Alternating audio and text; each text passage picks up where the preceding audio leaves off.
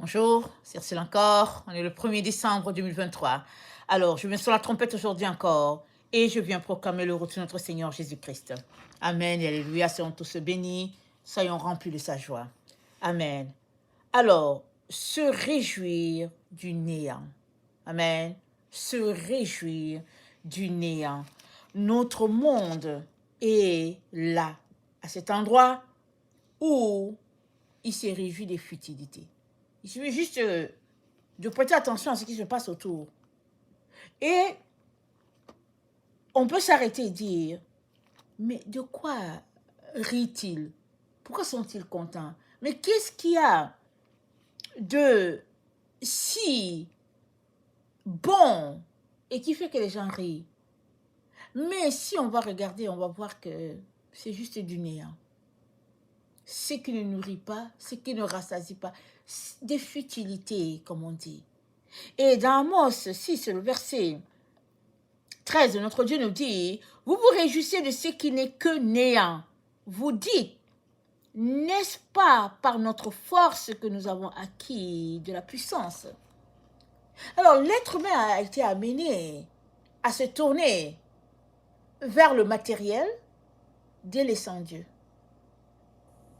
Et si on regarde autour de nous, les gens travaillent pour accumuler des richesses. Et regardez la migration.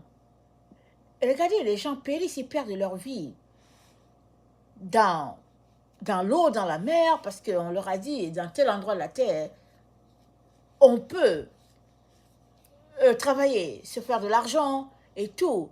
Et les gens payent des sommes et des sommes et sont prêts à risquer leur vie parce que on leur a vanté une vie du néant. Or, la vie que Jésus-Christ nous donne, nous présente, tu n'as pas besoin de te déplacer. L'endroit où tu es, la vie est là. Et cette vie, elle est en Dieu. Alors quelqu'un va dire, mais oui, si, mais on n'a pas à manger, comment va-t-on faire pour atteindre cette vie? Mais Dieu a dit quoi? Il a dit, Dieu prend soin des moineaux. À combien plus forte raison ne prendra-t-il pas soin de l'être humain créé à son image? Et on est une génération très gâtée. On ne sait pas quoi faire. Des vêtements, des choses qu'on a. On ne sait pas quoi faire. Si vous lisez l'histoire concernant les générations anciennes, vous serez étonnés. Il y avait des prophètes de Dieu qui marchaient nus, ils n'avaient rien. Rien. Et Dieu était en eux.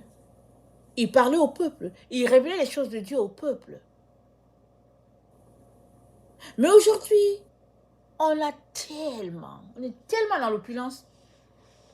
Mais Dieu n'est pas là. Et le néant a pris la place de Dieu dans les cœurs, les différents cœurs, si bien que tout ce que les gens font, c'est pour encourager le néant. Les jeunes sont détruits parce qu'on leur présente le néant. On leur présente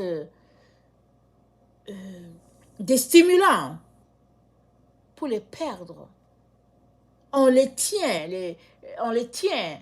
esclaves afin que leur vie soit perdue. Et dans Ésaïe 55, Dieu nous dit, Ésaïe 55, au verset, vous qui avez soif, venez aux eaux. Même celui qui n'a pas d'argent, venez acheter et manger. Venez acheter du vin et du lait, sans argent, sans rien payer. Pourquoi pesez-vous de l'argent pour ceux qui ne nourrissent pas? Pourquoi travaillez-vous pour ceux qui ne rassasient pas? Écoutez-moi donc, et vous mangerez ce qui est bon, et votre âme se délectera de mes succulents. Prêtez l'oreille et venez à moi, écoutez, votre âme vivra. Je traiterai avec vous une alliance éternelle. Pour rendre durable mes faveurs envers David. Alors, Dieu dit, pourquoi est-ce que tu te dépenses pour ce qui ne va rien te donner? Ça dit, pourquoi tu te dépenses pour du néant? Des gens tuent pour le néant, pour avoir un nom, pour juste être capable d'aller regarder leur compte à la banque pour dire oui, j'ai tant nombre de millions, j'ai tant nombre de... C'est-à-dire, c'est terrible où l'ennemi a conduit l'humanité à courir après ces choses-là appelées richesses qui aujourd'hui sont là et puis demain disparaîtront parce que c'est Dieu qui les envoie. Dieu les envoie et les fait disparaître. Et Salomon a dit, l'Ecclésiaste, il a dit, vanité, tout est vanité. Il dit, il y en a des gens qui travaillent et puis ils s'en vont, ils laissent ça pour d'autres. Et c'est tout le temps comme ça. Ceux-là qui meurent, ils ne s'en vont pas avec leur richesse. Quand bien même on les enterrerait avec toute leur richesse, ils ne vont pas avec ça devant Dieu. Quand on s'arrête à la vie et à sa brièveté, on est interpellé à crier à Dieu pour dire, Seigneur, viens à mon secours, sauve-moi. Aide-moi à quitter toutes ces choses qui ne nourrissent pas, qui ne rassasient pas. Aide-moi à m'attacher complètement à toi à 100%. Malheureusement, pour arriver à ce stade-là, de le dire, il faudrait vraiment le vouloir et il faudrait poser des actions. Il faudrait se faire violence pour laisser Dieu régner pleinement en nous. Parce que tout autour de nous nous pointe le néant. Ça dit rien d'important. Et c'est ça que la société va présenter au niveau des publicités. Ça dit que tu t'arrêtes, tu regardes ce qui se passe, tu te dis, ça n'a pas de sens. Mais c'est ça qui attire le cœur de l'homme. L'homme sans Dieu, son cœur attiré vers ces choses-là. Et l'ennemi tient l'être humain esclave par ces illusions-là, ces semblants de bonheur, cette vie éphémère qui ne mène à rien. Et Dieu nous dit, pourquoi pesez-vous de l'argent pour ce qui ne nourrit pas? Pourquoi travaillez-vous pour ce qui ne rassasie pas? Pourquoi?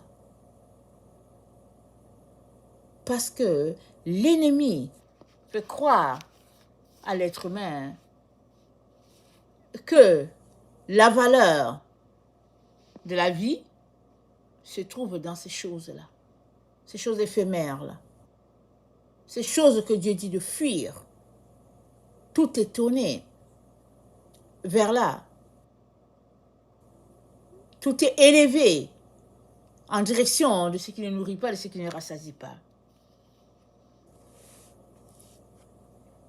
Et pour ne pas être emporté par ce courant de pensée, chacun a besoin de nourrir ses pensées de Dieu. Amen. Chacun a besoin. Et c'est une force, c'est de s'exercer, c'est de s'obliger, si on peut le dire ainsi, c'est de s'obliger à faire habiter Dieu dans nos pensées. Parce que tout autour de nous a enlevé Dieu. Et même dans les endroits sur la terre où Dieu était encore enseigné dans les écoles, les gens font tout pour l'enlever. Et même là, même dans les Bibles, où il fallait jurer sur la Bible pour dire je jure pour dire la vérité, et même là, il y a des états déjà où le nom de Dieu a sauté et la Bible a sauté. Voilà là où l'être humain est rendu. Une société sans Dieu, vraiment tournée vers le néant, vers ce qui ne nourrit pas, ce qui ne rassasie pas. Et la seule manière pour que tes pensées ne soient pas les pensées de ce monde, c'est que tu puisses les aligner à Dieu. Et Dieu dit dans Ésaïe 55, le verset 8, il dit, car mes pensées ne sont pas vos pensées et vos voix ne sont pas mes voix. Donc, si tu tournes vers Dieu, tu peux être sûr et certain que les pensées de Dieu ne sont pas les pensées de ce monde. Les voix de Dieu ne sont pas les voix de ce monde. Alors, du néant où se trouve le monde, toi, tu seras dans les pensées de lumière. Parce que les pensées de Dieu sont carrément à l'opposé des pensées de ce monde.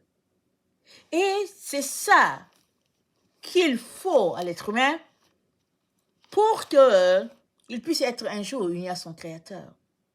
C'est-à-dire qu'il quitte les pensées de ce monde et qu'il s'accorde parfaitement avec les pensées de Dieu. Et ce n'est que comme ça que son cœur va se détacher des choses de ce monde et son cœur va se mettre à aimer les choses de Dieu. Et dans 2 Corinthiens 10, au verset 5, c'est dit, nous renversons les raisonnements. Attendez, 2 Corinthiens 5. 2 Corinthiens 10, verset 5. Nous renversons les raisonnements et toute hauteur qui s'élève contre la connaissance de Dieu et nous amenons toute pensée captive à l'obéissance de Christ. Nous sommes prêts aussi à punir toute désobéissance. Lorsque votre obéissance sera complète, vous regardez à l'apparence. Je vais m'arrêter là. Donc, Paul était en train de reprendre ses enfants, les Corinthiens, et il leur présentait le fait que l'apparence avait un pouvoir sur eux et qu'ils avaient besoin de renverser toutes ces choses-là qui se dressaient entre Dieu et puis eux. Évidemment, si tes pensées sont tournées vers l'apparence, tu ne vas pas connecter à Dieu. Parce que avec Dieu, on ne voit pas la chose. Avec Dieu, c'est spirituel. Et connecter à Dieu, c'est connecter dans ce que tes yeux ne voient pas. C'est connecter par la foi dans ce qui est dans la présence de Dieu. Et Paul leur dit, vous regardez à l'apparence. Parce que les gens, ils ont préféré. Les Corinthiens se sont laissés séduire par des gens qui sont venus, qui avaient l'impression, qui avaient l'air d'être plus imposants que Paul. Il paraît que Paul était de petite taille, il était tout petit.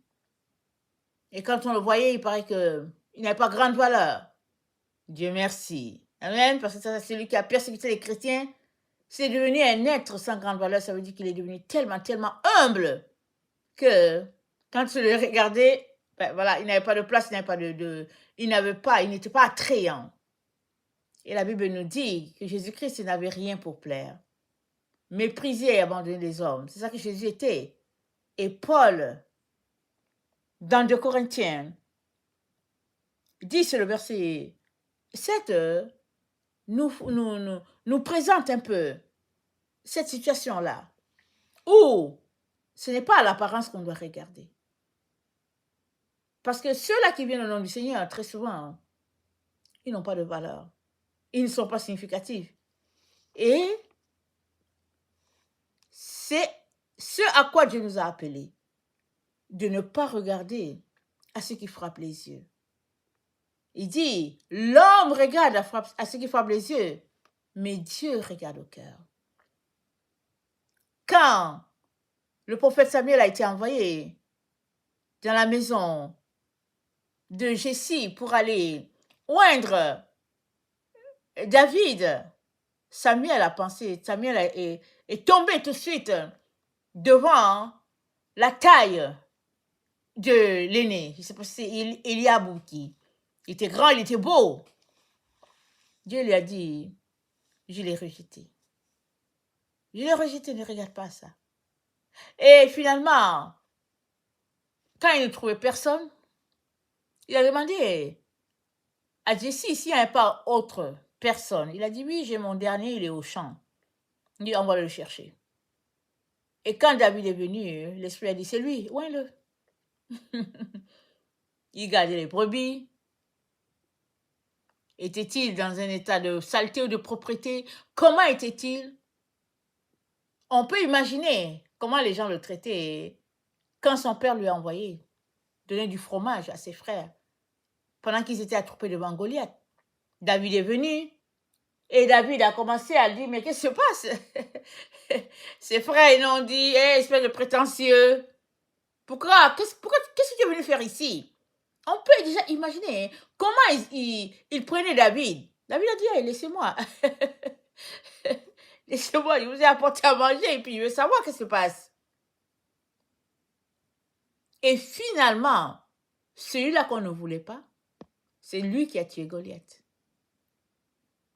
Par un coup de fronde, dans la simplicité totale. Alors que le roi Saül lui portait les accoutrements de guerre, David s'est essayé d'aider, et moi, David a dit, enlevez-moi tout ça. David n'arrivait pas à marcher. Il s'est mis dans son quotidien. Et il a fait ce qu'il faisait à tous les jours. Il avait sa fronde en main et il a couru en direction de ce qui l'opposait.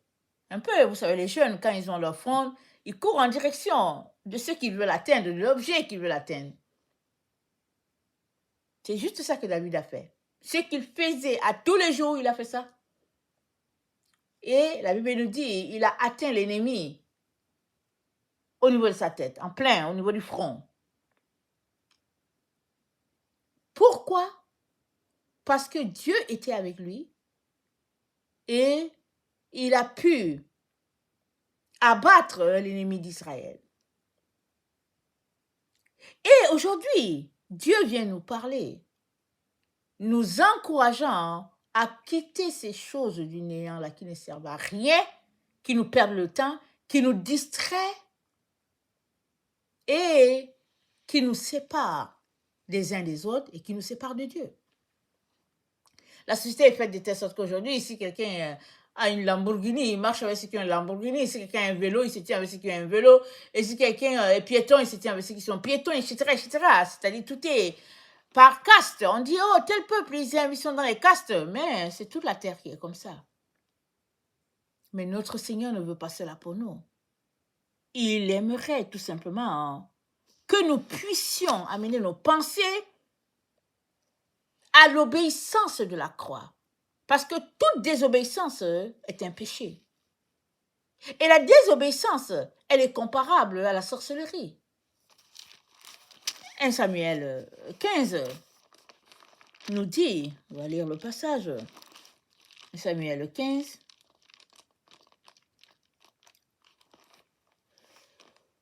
Au verset 22, Samuel dit, l'Éternel trouve-t-il du plaisir dans les holocaustes et les sacrifices comme dans l'obéissance à la voix de l'Éternel?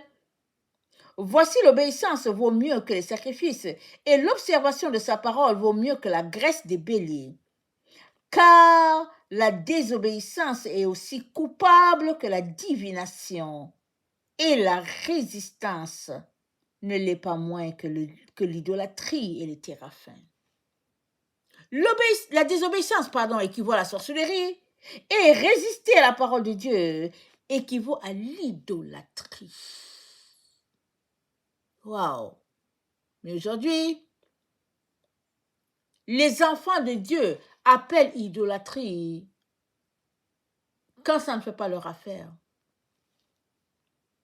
Ce que Dieu a établi, quand ça ne fait pas leur affaire, l'enfant de Dieu dit c'est de l'idolâtrie. Ils se sont établis des règles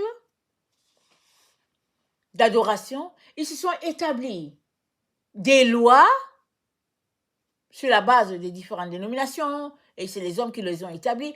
C'est-à-dire, ils se sont établis un monde qui n'a rien à voir avec le monde dans lequel a vécu Jésus et puis ses apôtres. ils sont établis cela. Si bien que, si tu ne cherches pas, tu ne sauras pas que tout ça, c'est un tissu de mensonges et puis c'est que du néant. Parce que Jésus-Christ a dit quoi? Il a dit les vrais adorateurs vont adorer Dieu en esprit et en vérité. C'est ça les adorateurs que Dieu demande. C'est-à-dire, Dieu a établi sa façon de l'adorer et ceux-là qui touchent son cœur, c'est ceux-là qui sont en train d'adorer comme lui. Il attend et c'est en esprit et c'est en vérité. Donc, si tu es dans la vérité, tu sieds le cœur de papa. Les autres, ils peuvent dire ce qu'ils veulent. Ce qui est important, c'est que Dieu, le Père, pense et tu es quitte avec lui. Alors, le chemin de l'obéissance, c'est le chemin de posséder les pensées de Dieu. C'est de travailler, c'est de s'éduquer, aller chercher les pensées de Dieu. Ça se trouve dans la lecture de la parole de Dieu. Ça se trouve dans la lecture des recueils. Ça se trouve dans la prière, dans le jeûne, dans les supplications, afin que le voile soit ôté de nos yeux et que nous puissions voir ce que Dieu voit, entendre ce que Dieu entend et faire ce qui lui est agréable. Ce n'est que comme ça qu'on pourra, amen, sortir des choses du néant et épouser les choses que Dieu élève. Tu ne peux pas en même temps dire que tu marches avec Dieu et en même temps lui résister. Tu ne peux pas dire en même temps que tu es avec Dieu et en même temps désobéir à sa parole. Tu ne peux pas. Jésus-Christ, présentant une parabole à ses disciples, a dit, un homme avait 2 fils. Il a envoyé un d'aller dans le champ, il a dit j'irai, et il n'est pas parti. Et il a dit à l'autre d'aller, l'autre a dit il part pas, et puis l'autre est parti. Et Jésus-Christ a dit, mais lequel a fait la volonté de Dieu? Et les gens ont dit, c'est le deuxième. Et cette situation ressemble à le cas de tous ces enfants de Dieu là qui disent je suis chrétien, j'aime Jésus, je veux faire sa volonté, je veux faire ceci, je veux cela. Et puis tu les vois actifs un peu partout en train de faire l'œuvre de Dieu. Mais ils ne sont pas en train de faire ce que Dieu a établi. Ils font l'œuvre des hommes. Et ils disent que c'est l'œuvre de Dieu qu'ils font. Ça, c'est le premier groupe. De ceux qui ont dit à Dieu, oui, on va aller, papa, on va aller. Ils ne sont pas allés. Ils font autre chose. Et ils essaient de mettre ça dans le cadre de Dieu. Ils essaient de forcer pour dire que non, c'est de Dieu, c'est de Dieu. Mais Dieu dit non, ce n'est pas de lui. Et maintenant, celui-là qui a dit, ah non, mais c'est compliqué, je ne veux pas le faire. Et celui-là, il se retrouve à faire ce que Dieu attend de lui. Dieu dit, c'est celui-là qui a fait sa volonté. C'est-à-dire, dans le fond, ce que Dieu pointe, c'est le fait de faire, d'obéir, de mettre en pratique, en application ce qu'il attend de nous. C'est ça, faire sa volonté. C'est ça, lui être agréable. C'est ça, l'aimer. Parce qu'il a dit, celui qui a mes commandements et qui les garde, ou bien qui les pratique, c'est celui qui m'aime. On ne peut pas dire à Jésus, Jésus, oh je t'aime, Jésus, oh je t'aime, je t'aime. Juste par les émotions. Non. Jésus-Christ dit, tu m'aimes? Alors, j'aimerais voir comment tu mets en application ce que j'attends de toi. Mais si tu dis à Jésus, je t'aime, mais que toute ta vie est juste tournée vers les choses du néant, alors Jésus-Christ te dit, tu es en train de te séduire toi-même. Et la vérité de Dieu, elle est loin de toi. Et il te dit, il est temps que tu sortes de toutes ces voies de séduction-là, de toutes ces voies de distraction-là. Il est temps que tu sortes de là et que tu cours pour ta vie. Tout est accompli. Tout est fini. Tout est accompli. On est complètement à la fin. Les hommes ont beau dire, ah oui, ça arrive dans tant nombre d'années, c'est là-bas, c'est ici. Ça ne change pas que Dieu est maître des temps, il est maître des circonstances, et il communique le timing à qui il veut, à ses enfants qui lui obéissent. Et le Seigneur te dit, tout est accompli.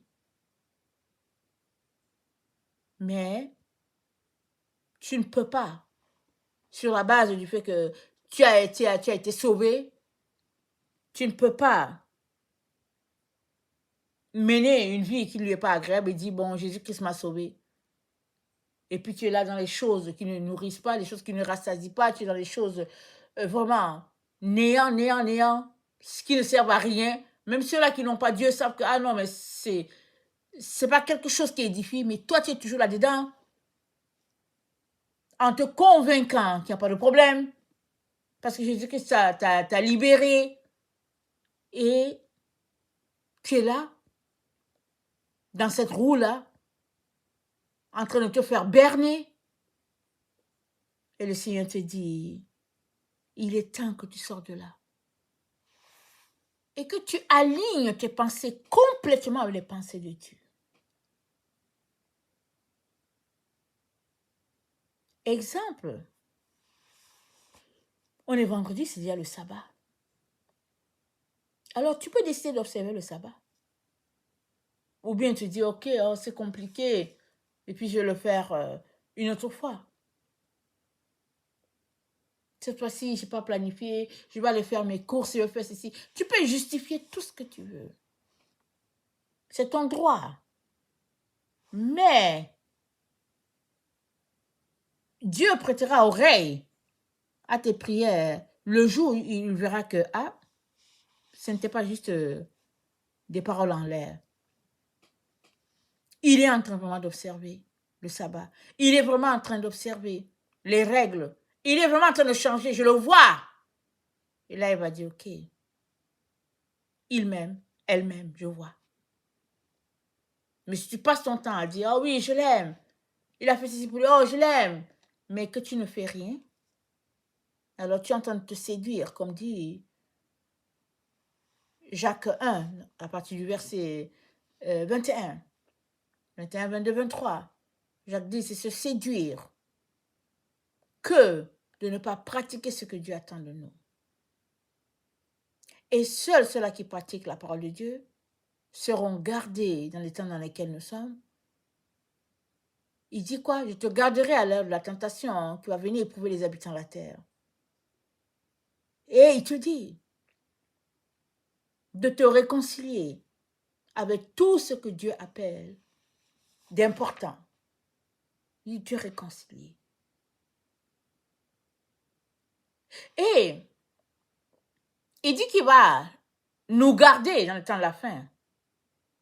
Mais est-ce que tu sais comment il va te garder? Tu ne sais pas. Tu ne peux donc pas décider de marcher de telle manière avec Dieu parce que cette manière de faire, ça t'arrange. Non, tu ne peux pas. Tu es appelé à marcher comme il a marché, comme les apôtres ont marché, comme les prophètes ont marché. Ils n'ont pas renié la parole de la vérité. Ils ont marché dans comment un disciple de Dieu est appelé à marcher. Et toi aussi, Dieu attend cela de toi. Pour que tu marches, non pas clopin, dans ces choses qui ne nourrissent pas, qui ne rassasient pas, mais que ton engagement soit vrai et que tu marches comme Dieu attend de toi. Rien n'est facile parce que là où la chair doit se taire, c'est l'esprit qui prend le dessus. Et vous savez, la chair, elle est maître reine, n'est-ce pas? Mais le Seigneur nous éduque, nous enseigne à renoncer à nous-mêmes. Donc, renoncer à nous-mêmes, c'est laisser, c'est faire taire les désirs de la chair et c'est laisser l'esprit parler, c'est laisser l'esprit agir. Et si l'esprit parle, si l'esprit agit en nous, c'est parce que c'est le Saint-Esprit en nous qui dirige tout. Ce n'est plus nous qui vivons, c'est Christ qui vit en nous. Voilà ce que Dieu attend de chacun d'entre nous. Et cela n'est possible que dans un fervent désir de changer les choses. Ce n'est que comme ça que les choses seront changées. Donc, je viens nous encourager à poser des actions. Tu sais toutes les émissions que tu regardes, tu sais toutes ces choses que tu chéris, tes sports et tout, tu sais tout. Mais tu auras la victoire le jour où tu décideras de laisser ces choses-là de côté. J'écoutais un pasteur qui racontait comment il aimait le baseball. Alors, comment il était là et puis il avait passé son temps à prier, à prier. Et puis, à un moment donné, le Seigneur lui dit, j'aimerais que tu arrêtes de regarder ça et puis que tu viennes, j'aimerais passer du temps avec toi. Il a dit, Jésus, oh non, Jésus, s'il te plaît, je veux juste te regarder le but. Je ne sais pas si on appelle ça but. Il dit, je veux juste te regarder. Et l'Esprit de Dieu a insisté. Mais lui disait, oh non, je veux juste te regarder. Et il dit qu'il est resté regarder. Le ballon final, je ne sais pas comment on l'appelle. Et à la fin, quand c'est fini, il est allé devant Dieu pour dire, Père, je suis là. Il dit, la salle était froide. C'était froide. Il n'y avait plus l'Esprit de Dieu, il n'y avait plus rien. Et il dit, je savais que j'avais offensé le Père. Je l'avais déçu. Et il dit, ça a pris des jours et des jours où il a pleuré toutes les larmes de son corps pour rebâtir cette intimité avec Dieu. Et Dieu lui a fait grâce. À un moment donné, Dieu lui a fait grâce. Mais il a dû souffrir pour reconnecter avec l'Esprit de Dieu. Et ce pasteur disait, ne faites jamais, jamais. Il dit, ne faites jamais ça. Il dit, je l'ai appris à mes dépens. C'était difficile. Alors, si tu marches avec Dieu, tu marches avec Dieu. Toutes ces choses-là que tu penses que c'est important, c'est du néant. Et jusqu'où aimes-tu Dieu pour choisir entre lui et la chose que tu aimes? Que ce soit du sport, que ce soit faire du lèche-vitrine, je ne sais pas. Qu'est-ce qui te garde si occupé? À un moment donné, il faudrait que tu laisses ça. Et que tu laisses Dieu être pleinement Dieu dans ta vie. Et ce n'est que comme ça que tu sortiras de l'emprise des choses de ce monde. Alors, affaire de choix, affaire de décision, affaire d'organisation, affaire de discipline, il est très très important que tu t'y mettes. On est dans le temps de la fin. Et plus les jours avancent, plus la pression est forte de pousser les enfants de Dieu en direction du monde. Et plus toi, tu dois tenir du côté de Dieu. Et voilà le combat dans lequel on se trouve. Parce que les vents sont contraires à ce que Dieu veut faire. Et c'est ça. Mais tant et aussi longtemps que tu t'accroches à Jésus, tu finiras par gagner l'autre rive. Et les vents ne sont pas contraires juste pour toi. C'est contraire pour tout le monde sur la terre. Les vents sont contraires. Mais Dieu te mènera à bout. Rappelons-nous, dans la barque, Jésus-Christ partait du côté de Gadara. Il partait délivrer quelqu'un. Les disciples ne savaient pas, mais Jésus-Christ était couché, il était fatigué, il dormait. Le vent s'est levé et les disciples ont commencé à crier. Maître, ne sais-tu pas que nous périssons? Jésus-Christ s'est levé, il a menacé le vent et le vent lui a obéi. Et ils se sont rendus à Gadara.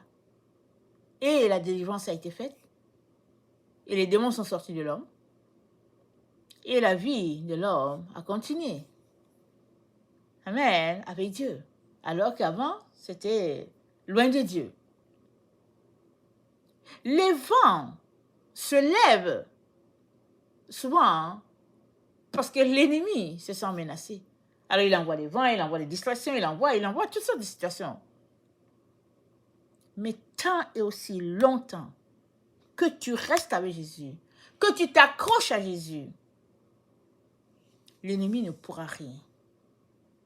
Il ne pourra pas t'emporter. Parce que Jésus-Christ est avec toi, le Créateur de l'univers est avec toi. Tout ce qui se passe de toi, c'est juste de la distraction. C'est juste des menaces.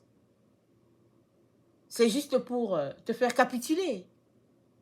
Mais Dieu est avec toi. Et si Dieu est avec toi, qui sera contre toi? Qui? Il va juste s'essayer, elle va juste s'essayer, ils vont juste s'essayer, mais Dieu est avec toi. Alors, tiens bon, accroche-toi à Dieu, et tout ce qui est néant autour de toi s'en ira loin de toi. Parce que tu auras pris position pour la vérité. Et tu auras décidé de poser des actions pour la vérité, loin des distractions. Que le Seigneur bénisse sa parole. Maranatha, Jésus revient. Amen. Et alléluia, sont tous bénis. Amen.